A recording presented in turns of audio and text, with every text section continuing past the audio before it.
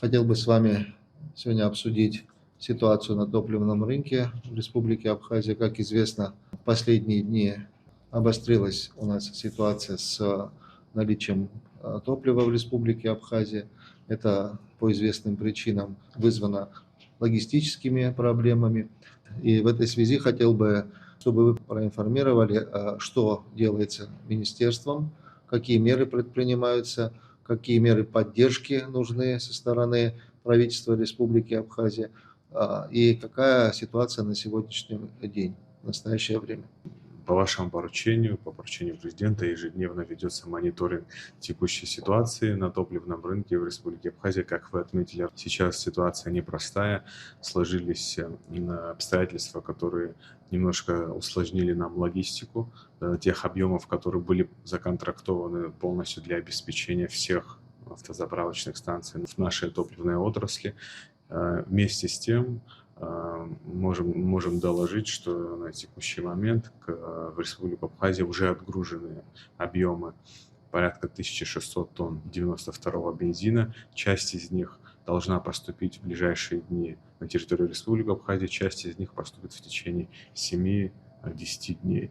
Это позволяет нам с уверенностью говорить о том, что ситуация по вашему содействию, по содействию президента, она потихонечку нормализуется. И, конечно, эти объемы не позволяют нам полностью сегодня обеспечить нормальную и стабильную деятельность, но отгрузки топлива в Республике Абхазия продолжают осуществляться. Также в рамках предпринятых вами мер.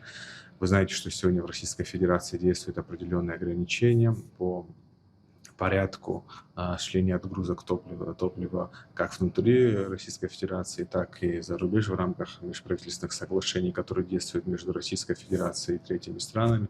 В рамках ваших предпринятых вами мер отгрузки в Республику Абхазия стали в более приоритетном порядке отгружаться в соответствии с поручением заместителя председателя правительства Российской Федерации.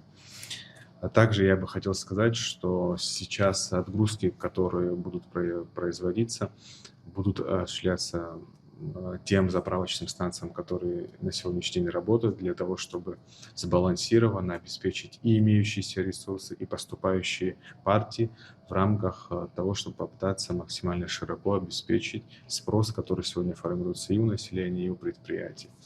Нужно сказать, конечно же, что ситуация очень непростая. Каждый день происходят изменения, которые, к сожалению, влияют и на отгрузку, и на продвижение тех или иных объемов. Мы очень плотно по вашему поручению взаимодействуем с нашими российскими коллегами, с нашими топливными компаниями, и совместными усилиями эта работа и велась ранее, и будет продолжаться в таком ежедневном постоянном контроле, в совместном взаимодействии всех заинтересованных сторон.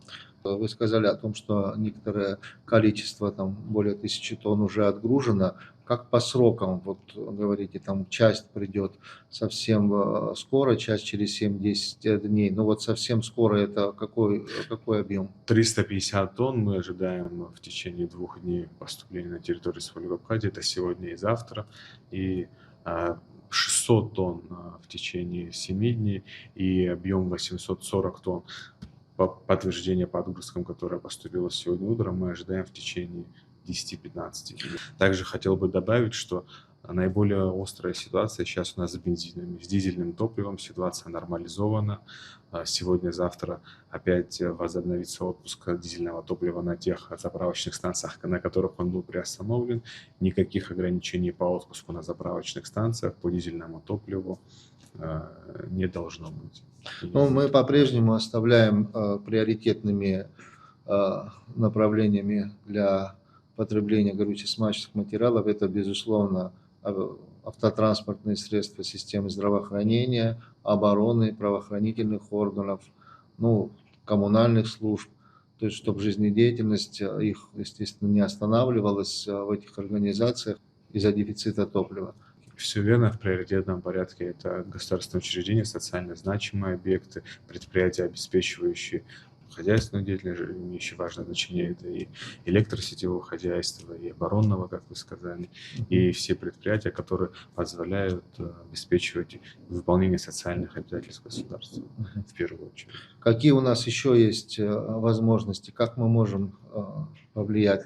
В случае, если возникает ситуация, где запланировано на Республику Абхазия отгрузки с одного нефтеперерабатывающего завода не осуществляются, предпринимаются меры для того, чтобы оперативно осуществлять переброску на другие нефтеперерабатывающие заводы, чтобы максимально быстро решать вопросы по изменению логистики, изменению отгрузки нефтеперерабатывающих заводов. Эта работа ведется тоже каждодневно, и мы здесь во взаимодействии с российскими коллегами постоянно эти вопросы перед ними ставим и отрабатываем. Да, это на самом деле кризисная ситуация. Мы со своей стороны, безусловно, все, что возможно, делаем, приносим извинения за неудобства. У нас на территории республики достаточно высокий туристический сезон, он тоже, безусловно, не должен срываться. Поэтому мы, опираясь на вот эти все направления, будем продолжать делать все возможное для того, чтобы сбивать дефицит бензина. Да, с дизельным топливом и в прошлый раз мы об этом говорили, там ситуация более стабильная, но бензины у нас тоже в приоритете являются, потребность с каждым днем все больше и больше растет. Я еще раз повторю, бензины в том числе нужны и для сельхозработ, как и дизель. Бензины нужны для автомобилистов, которые перемещаются по территории Республики Абхазия. Бензины нужны и для государственных нужд. Поэтому абсолютно ни на кого не перекладывая, понимая всю ответственность, продолжаем дальше заниматься. Вот каждый час мы получаем с вами информацию о состоянии дел на топливном рынке, как обстоят дела с отгрузками, где находятся наши вагоны, если они уже в пути, на какой станции. Это очень важно и приоритетно, и президент держит на личном контроле ситуацию. Ну и мы с вами, безусловно, должны обязательно следить более предметно и детально за этим. Ситуация непростая, вот, но абсолютно она не находится вне поля зрения руководства страны. Понимаем, что создаем неудобства для граждан в том числе, но это вынужденная мера, это обстоятельства в том числе и из-за внешнего фактора, поэтому все возможное и правительство делает, и непосредственно уполномоченные органы, наши поставщики, наши коллеги из Российской Федерации. Очень рассчитываем, что ситуация поменяется. Уже со вчерашнего дня, вот вчера проводились несколько совещаний, в том числе под руководством президента. Сегодня уже мы видим о том, что отгрузка уже есть. Вот, только что мы обсуждали этот вопрос с коллегами из Российской Федерации. Сейчас новости, может, возможно, еще какие-то будут, что-то меняется. И мы абсолютно должны информировать нашу общественность о том, что происходит, чтобы люди были в курсе дела, чтобы были полностью информированы. Очень рассчитываю, что ситуация в ближайшее время изменится. И ищем различные способы для того, чтобы сократить дефицит топлива в стране. Полагаю, что это нам удастся.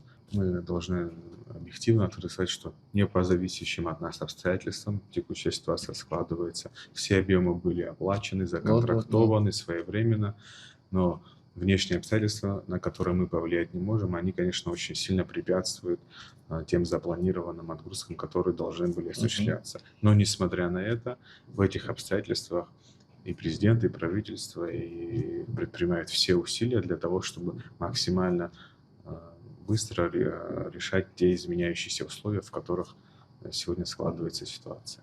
Сегодня нам очень важно не допустить коллапс, кризис. Вот, знаем, что не на всех заправках по всей стране реализуется бензин. Этим тоже мы занимаемся, так называемым распределением по стране. Очень рассчитываем на то, что поступившие объемы сейчас в страну тоже смогут быть распределены в зависимости от потребностей пропорционально по районам, чтобы сократить очереди. Вот это тоже очень важный аспект, на который мы обратим с вами внимание. Этим надо вот каждый день заниматься. Это задача номер один сегодня.